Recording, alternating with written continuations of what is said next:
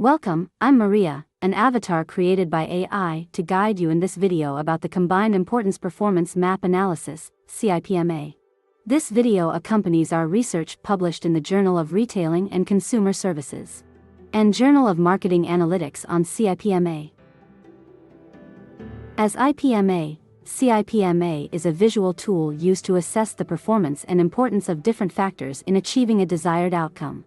By identifying factors that are important but underperforming, IPMA helps pinpoint areas where improvement efforts should be focused, and the identification of these areas is enriched by a necessity perspective.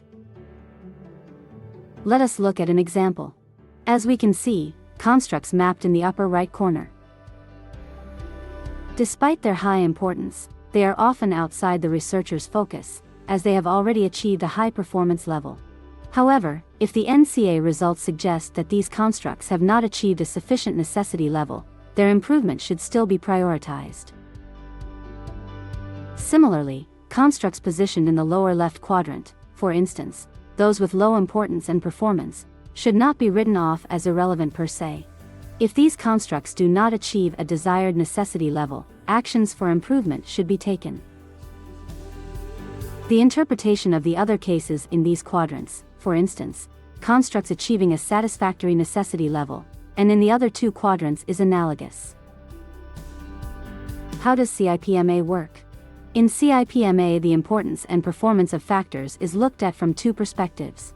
First, PLS-SEM's findings are used. It shows the antecedent construct's total effects on the target construct, importance, on the x-axis, determined by its total effect on the target outcome, including direct and indirect effects. And their average risk-scaled scores, performance, on the y-axis are represented by the average latent variable scores, typically risk-scaled to a range of 0 to 100. In addition, the chart distinguishes between the necessary and not necessary constructs, that is, constructs that show at least a medium effect size and have statistical significance and those that do not. Constructs that are not necessary for achieving the target construct's desired level are displayed as black circles, while necessary constructs are displayed as white circles. In the example shown, we assume a desired level of the target construct of y equals 80. Next, building on the target construct's desired level, the chart uses the bottleneck table information to identify the percentage of cases remaining below the antecedent construct's required levels, provided in the percentile display.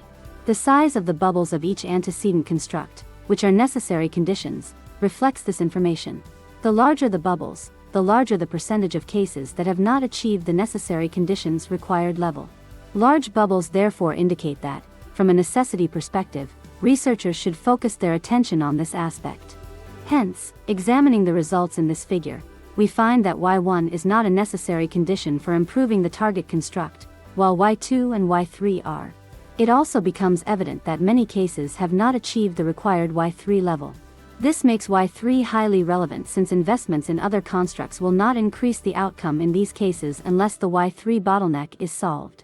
Improving y3's performance is, therefore, very important in this situation in order to enable the target to construct y4's desired performance. Here we outline the systematic procedure for conducting a cIPMA. The first 4 steps lay the groundwork for the cIPMA. Step 1.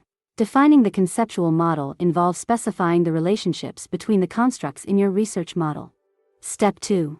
Ensure your data is properly formatted and ready for analysis in SmartPLS. The dataset used in the Hoff et al. 2024 paper is available as an example, allowing you to follow along with the tutorial. Step 3. Estimate your model using PLS-SEM algorithm. Step 4. At this stage, assess the reliability and validity of your measurement models. It's also crucial to check that all indicator weights are positive. Once these initial steps are completed, we can proceed to the core of the cIPMA, which involves running the IPMA, transferring latent variable scores, and conducting the NCA. In this step, we will execute the IPMA within SmartPLS 4. To initiate this, we'll navigate to the Calculate option in the menu bar and select Importance Performance Map Analysis, IPMA. The IPMA dialog box will appear, where we'll designate Technology Use as our target construct. It's a good idea to verify whether the observed minimum and maximum values for the indicators match the theoretical ones from your survey. If any discrepancies exist, you can, but do not have to, manually adjust these values in the data window. Once the setup is complete, we'll proceed to run the IPMA. The results will then be displayed in the results window, showcasing the average performance scores for each construct and the direct effects between them. To obtain the total effects on the target construct, we'll navigate to Final Results and select Total Effects. Smart PLS can display the standard importance performance map, which we can access by clicking on Quality Criteria Importance Performance Map.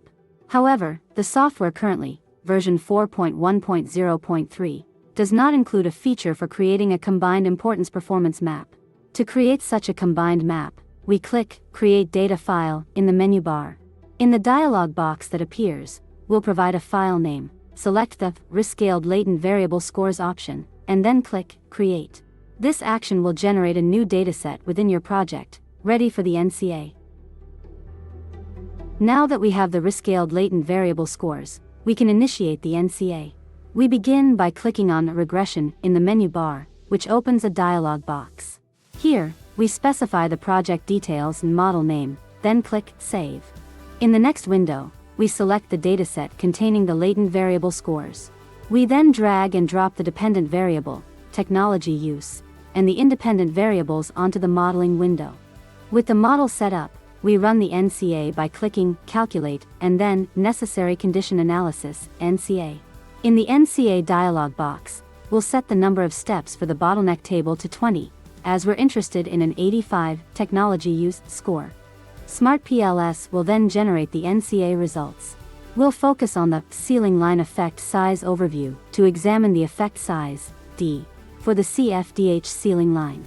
In the percentiles view of the bottleneck table, you will find information on the percentage of cases that remain below the necessity level at desired levels of the outcome of interest. For instance, we can read from this table that 39.08% of cases remain below the necessary level of adoption intention to enable a technology use score of 85, on a scale from 0 to 100. The results reveal the strength of the necessary conditions for technology use. The next step is to evaluate the significance of the necessity effect sizes we identified in the NCA. We'll return to the modeling window in Smart PLS 4 and select NCA permutation from the Calculate menu. We'll keep the default settings for the permutation analysis and start the calculation. The results will show us whether the necessity effect sizes are significantly larger than 0. We can confirm this by checking if the estimates lie above the 95% percentile. In our case, all the effect sizes are indeed significant, indicating that these necessary conditions are crucial for achieving our desired outcome. The p-values, all being less than 0.05, further support this conclusion. This table provides a concise summary of the results from both the IPMA and the NCA. It shows the importance of each construct for technology use, their average performance scores from the PLS-SEM analysis, the percentage of cases that haven't met the necessary condition for a technology use score of 85, and the necessity effect size with its p-value. The NCA results confirm that all antecedent constructs are necessary, as their effect sizes are medium and statistically significant. Now, let's visualize the results from our IPMA and NCA analyses in a combined importance performance map. We'll use the data from Table 1, which includes the importance scores, performance scores, necessity status, and percentage of cases not meeting the required levels for each construct. We can easily create this map using the Excel template provided on the PLS-SEM website. The importance scores will be plotted on the x-axis, and the performance scores on the y-axis. The type of circle, black or white, will indicate whether a construct is necessary, and the size of the white circles will reflect the percentage of cases that haven't achieved the necessary level for that construct. The resulting map provides a comprehensive overview of our findings. It highlights that adoption intention is both highly important and already performing well. However, the NCA reveals that it's still a crucial area for improvement, as a significant percentage of cases haven't reached its required level.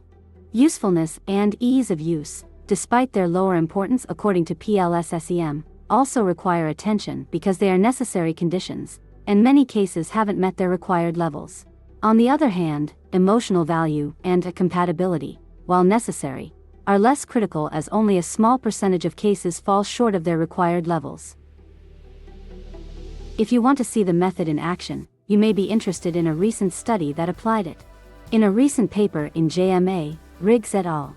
2024, they have achieved further insight regarding the role of DAX in the processes of SP creation by deploying complementary analytics techniques, namely importance performance map analysis, IPMA, necessary condition analysis, NCA, and combined importance performance map analysis, cIPMA.